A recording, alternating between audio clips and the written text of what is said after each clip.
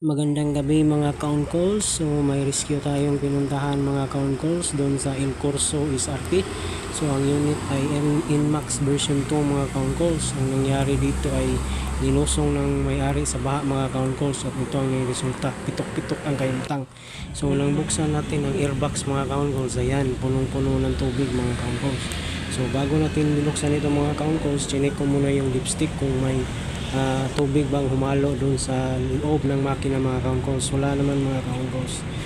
At sa part na to mga ka-on-calls ay sinimulan ko nang baklasin yung mga fairings para ma-check natin ang ilalim.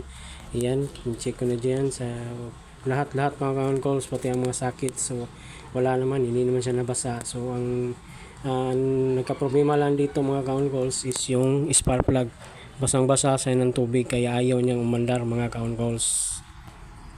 At ito na yung resulta mga ka-on-calls pagkatapos nating linisin, patuyuin yung spark plug na nabasa mga ka-on-calls. Ayan, umandar na, umiikot na yung gulong mga ka-on-calls. Goes na ang unit mga ka-on-calls, babalik ko na lang yung mga fairings.